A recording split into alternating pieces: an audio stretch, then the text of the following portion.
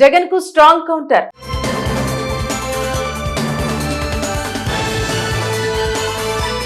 జగన్ మరోసారి అధికారంలోకి వస్తారని వైసీపీ నేతలు ఒకవైపు అంటుంటే, జగన్ కి ఇక అధికారం ఒక కళ అని ఏకంగా ఆయన ఒకనాటి సన్నిహితుడే అంటున్నాడు. ఈ మాజీ విధేయుడు జగన్ కి అధికారం దక్కదని బరాబర్గా తేల్చి చెబుతున్నారు.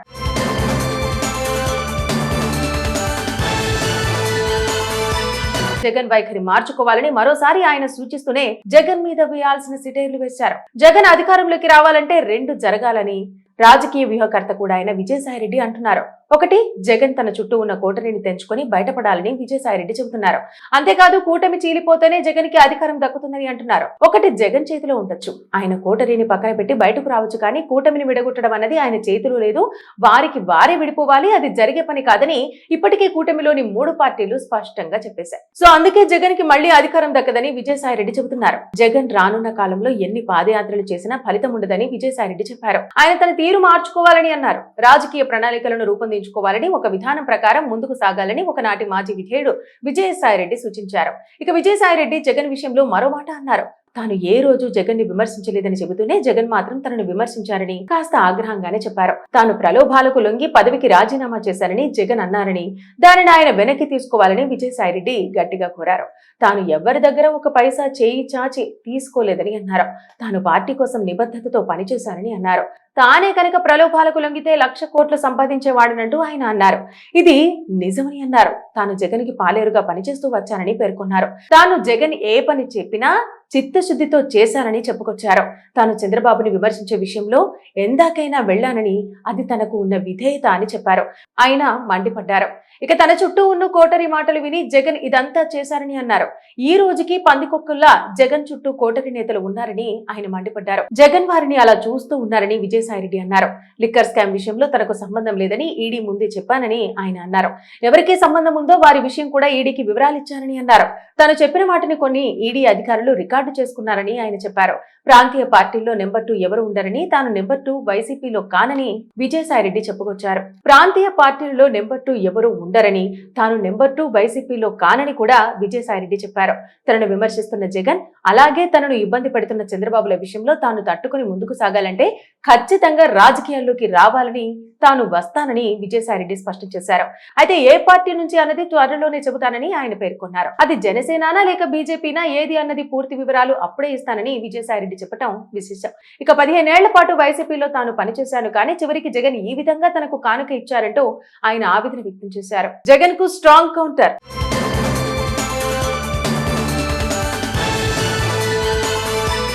జగన్ మరోసారి అధికారంలోకి వస్తారని వైసీపీ నేతలు ఒకవైపు అంటుంటే, జగన్ కి ఇక అధికారం ఒక కళ అని ఏకంగా ఆయన ఒకనాటి సన్నిహితుడే అంటున్నాడు. ఈ మాజీ విధేయుడు జగన్ కి అధికారం దక్కదని బరాబర్గా తేల్చి చెబుతున్నారు.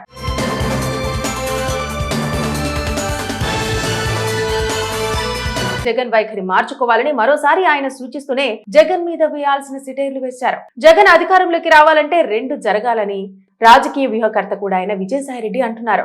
ఒకటి, జగన్ తన చుట్టూ ఉన్న కోటరీని తెంచుకొని బయటపడాలని విజయసాయిరెడ్డి చెబుతున్నారు.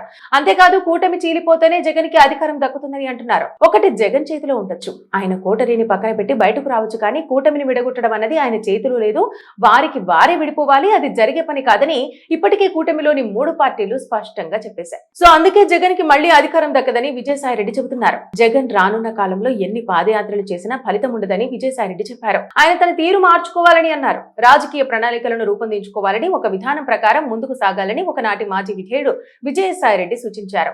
ఇక విజయసాయిరెడ్డి జగన్ విషయంలో మరో మాట అన్నారు.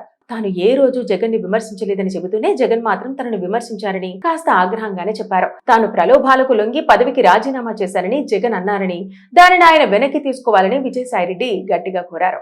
తాను ఎవరి దగ్గర ఒక పైసా చేయి చాచి తీసుకోలేదని అన్నారు. తాను పార్టీ కోసం నిబద్ధతతో పనిచేశారని అన్నారు. తానే కనుక ప్రలోభాలకు లొంగితే 1,00,000 కోట్లు సంపాదించేవాడనంటూ ఆయన అన్నారు. ఇది నిజమని అన్నారు. తాను జగన్ కి పాలేరుగా పనిచేస్తూ వచ్చానని పేర్కొన్నారు. తాను జగన్ ఏ పని చెప్పినా చిత్తశుద్ధితో చేశానని చెప్పుకొచ్చారు.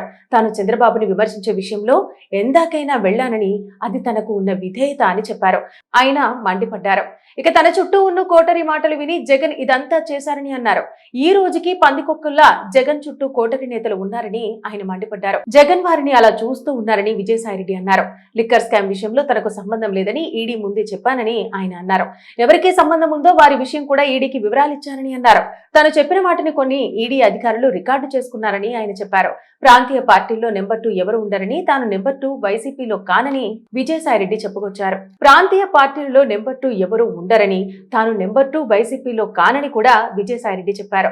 తనను విమర్శిస్తున్న జగన్, అలాగే తనను ఇబ్బంది పెడుతున్న చంద్రబాబుల విషయంలో తాను తట్టుకుని ముందుకు సాగాలంటే ఖచ్చితంగా రాజకీయాల్లోకి రావాలని, తాను వస్తానని విజయసాయిరెడ్డి స్పష్టం చేశారు. అయితే ఏ పార్టీ నుంచి అన్నది త్వరలోనే చెబుతానని ఆయన పేర్కొన్నారు. అది జనసేనానా లేక బీజేపీనా ఏది అన్నది పూర్తి వివరాలు అప్పుడే ఇస్తానని విజయసాయిరెడ్డి చెప్పడం విశేషం. ఇక 15 ఏళ్ల పాటు వైసీపీలో తాను పనిచేశాను, కానీ చివరికి జగన్ ఈ విధంగా తనకు కానుక ఇచ్చారంటూ ఆయన ఆవేదన వ్యక్తం చేశారు. జగన్ కు స్ట్రాంగ్ కౌంటర్.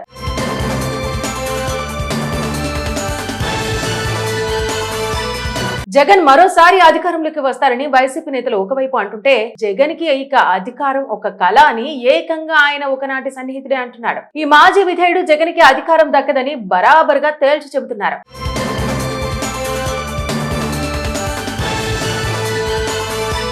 జగన్ వైఖరి మార్చుకోవాలని మరోసారి ఆయన సూచిస్తూనే జగన్ మీద వేయాల్సిన సిటైర్లు వేశారు. జగన్ అధికారంలోకి రావాలంటే 2 జరగాలని రాజకీయ వ్యూహకర్త కూడా అయిన విజయసాయిరెడ్డి అంటున్నారు. ఒకటి, జగన్ తన చుట్టూ ఉన్న కోటరీని తెంచుకొని బయటపడాలని విజయసాయిరెడ్డి చెబుతున్నారు.